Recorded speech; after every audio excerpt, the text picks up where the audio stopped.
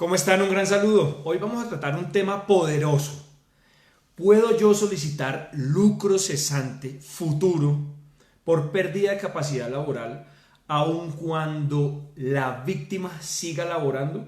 Y para esto, pues evidentemente tendré que explicar cuáles son los aspectos que se tienen en cuenta al momento de tasar el lucro cesante.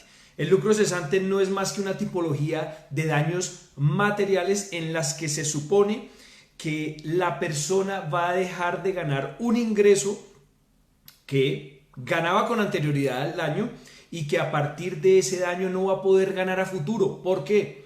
Porque perdió capacidad laboral. Estamos hablando de asuntos propios en los que hay una persona lesionada, viva, pero lesionada, que tiene capacidad laboral disminuida. Y esto es muy importante. ¿Por qué? Porque hay casos en los cuales tú puedes tener un cliente que puede tener pérdida de capacidad laboral, es decir, del 100% de su habilidad para generar ingresos a partir de sus funciones mentales y físicas. La persona ve disminuida en determinado porcentaje su capacidad laboral, a pesar de lo cual la persona sigue ganando lo mismo o igual. Imagínate lo siguiente, te voy a plantear el siguiente caso, que de hecho es un caso de la vida real que tengo en este momento. De hecho, tengo dos casos que son muy similares. El primero, una señora que pierde capacidad laboral por un hecho imputable al futuro demandado. Sin embargo, la señora, desde el momento en el que sufrió el daño, en el que sufrió la pérdida de capacidad laboral, la señora ha aumentado su sueldo, es decir, le han aumentado su sueldo casi en un 50%. Imagínate, o sea, la persona ha pasado a ganar casi $5,000 más desde ese momento en su sueldo, y lo cual, pues por supuesto, plantea y deja sobre el tapete la pregunta, y es, oiga, nosotros podemos pedir lucro cesante futuro por el hecho de que una persona haya perdido capacidad laboral, pero que sus ingresos no se hayan disminuido, sino que por el contrario hayan aumentado. Y la respuesta va a variar dependiendo de la posición que tú tengas, porque acá de entrada te digo, hay dos teorías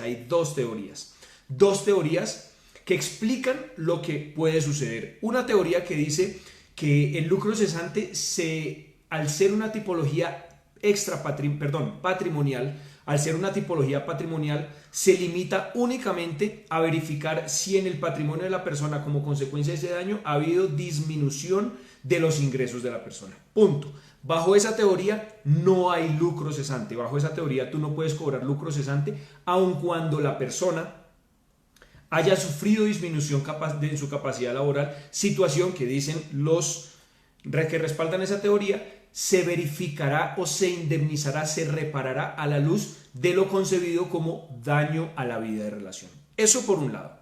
Por el otro lado, existe otra teoría que, por supuesto, pues establece una posición opuesta, en la que se establece lo siguiente y dice, mire, puede que sea posible que la persona que sufre pérdida de capacidad laboral siga ganando lo mismo o siga ganando incluso más. Y ahí sí hay lucro cesante. ¿Saben por qué? Dice la teoría. Porque la razón por la cual esa persona gana lo mismo es porque esa persona hace un sobreesfuerzo para lograr llegar a su 100% y así ganar el mismo valor de su sueldo o un valor superior. Es decir, se trata de un asunto de análisis de causa jurídicamente relevante, y esto es muy, muy, muy importante. Cuando tú sabes determinar la causa jurídicamente relevante y estableces que la causa por la cual la persona ha podido llegar a su 100% de su salario, a pesar de que tiene una discapacidad, cuando logras entender que esa llegada al 100% del sueldo obedece a un sobreesfuerzo de esa persona, hay que entender que esa situación no puede eximir de responsabilidad y de indemnización a la persona a la cual le es imputable la causa del daño. Es decir, la persona no puede decir, como usted gana lo mismo, entonces yo no tengo que pagarle nada, porque eso sería ir en contra del principio de reparación integral del daño. Y esto podría generar, pues obviamente, una irresponsabilidad por parte de quien causó el daño, y obviamente vería aminorado ahí sí el patrimonio de la persona que sufre ese perjuicio. Ese caso lo tengo hoy en día. Una persona que sufre pérdida de capacidad laboral, pierde capacidad laboral, pero a lo largo del tiempo ha ganado muchísimo más dinero.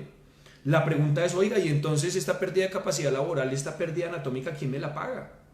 Claro, una respuesta fácil sería, si en tu legislación hay el concepto de daño a la salud, sería fácil. Pero hoy en día te digo, en Consejo de Estado, acá en Colombia, en lo que tiene que ver con contencioso administrativo, hay una sentencia de unificación del año 2005, sección tercera, que dice lo siguiente.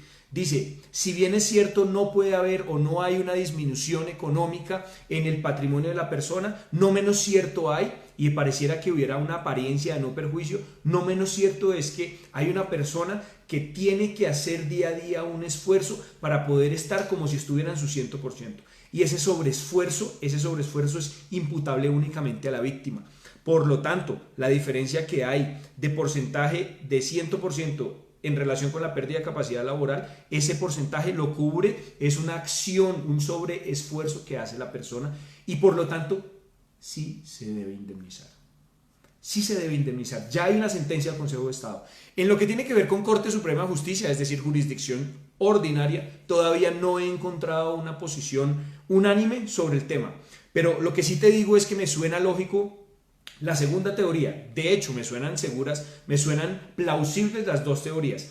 Sin embargo, la segunda tiene un ingrediente adicional y es que, bueno, por un lado tiene el tema del análisis de la causa jurídicamente relevante, que es muy importante y es súper poderoso. Si tú entiendes cómo establecer la causa jurídicamente relevante, tienes muchos aspectos ganados en el litigio, como por ejemplo saber cuál es el medio de control que vas a utilizar, es decir, la acción, como por ejemplo saber cuál es la caducidad de la acción y como por ejemplo saber quién va a ser el demandado. Eso es muy poderoso, te adelanta casi el 50% del análisis jurídico que tienes que hacer.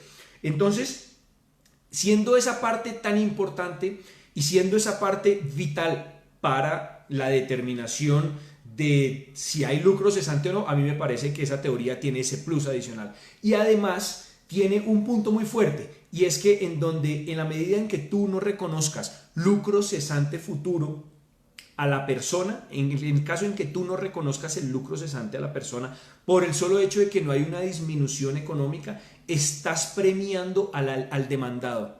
Estás premiando al demandado. Se supone que la responsabilidad patrimonial es una obligación que nace en cabeza del demandado, del victimario, consistente en reparar de forma integral todos los daños injustificadamente causados a la víctima.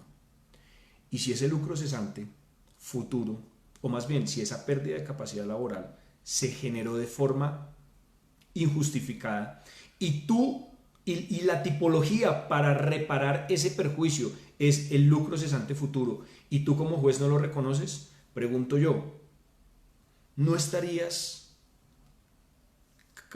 estaría generando una injusticia? ¿No se estaría generando un enriquecimiento de 8 sin justa causa en cabeza del demandado por el hecho de que esa persona no va a tener que sacar de su bolsillo dinero para pagarle al demandante simplemente porque el demandante, a partir de sus propias habilidades y de su propia fortaleza mental, logra sobreponerse a esa pérdida de capacidad laboral para llegar al 100% de su habilidad y trabajar como si no hubiera perdido no hubiera perdido capacidad laboral? Claro que sí, en mi juicio sí. En mi juicio se estaría enriqueciendo injustamente al demandado y eso sería promover la irresponsabilidad en lo que tiene que ver con el lucro cesante, simplemente porque hay una persona que cuenta con las habilidades para sobreponerse a una situación que le es absolutamente imputable al demandado. Tienes las dos posiciones, pasa en la vida real, pasa en TNT, pasa en la vida, es lo que siempre le digo a mis estudiantes, pasa en la vida real, pasa en TNT. Y el otro caso que tengo no tiene que ver con pérdida de capacidad laboral, pero sí tiene que ver con una persona, un policía que fue destituido de su cargo y vamos 2 años de proceso y en este momento me dijo conseguí trabajo. Y habiendo conseguido trabajo, pues obviamente está ganando 2 ingresos. Uy, un segundo que está sonando el citófono. Un segundo. Es la segunda vez que pasa en un Facebook Live. Voy a hacer un receso, un momento, por favor. Aló. Sí, buenas tardes. Que siga, por favor. Gracias.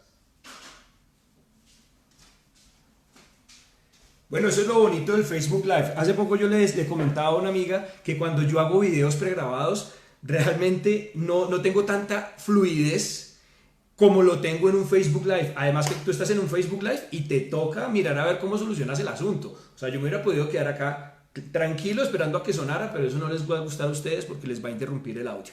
En todo caso, y solucionado el tema, te digo, tienes dos posibilidades. El otro caso que te digo es de un policía que fue destituido. Hoy en día presentamos la demanda de nulidad y restablecimiento del derecho y hoy en día, a los 2 años de presentar la demanda, consiguió trabajo. La pregunta es, oiga, ¿yo puedo pedir los salarios dejados de percibir junto con o acumulando, digamos, el dinero que él está percibiendo hoy por su trabajo? Y la razón es, claro que sí, claro que sí. ¿Sabes por qué? Porque el origen de los dineros con los cuales él se está enriqueciendo justamente es un origen distinto al de la reparación del perjuicio que deriva de una obligación nacida en cabeza de la persona que lo destituyó, como quiera que se expidieron unos actos administrativos de forma ilegal, es decir, nulos. Bueno, eso era lo que quería compartir con ustedes, amigos. Voy a leer muy rápido las preguntas, los comentarios. Edgar Chávez dice, buenas tardes, abogado. Gracias, Edgar, un abrazo. Responsabilidad civil, lucro cesante y el daño emergente. Gracias, Gerson Ospina, por tu comentario.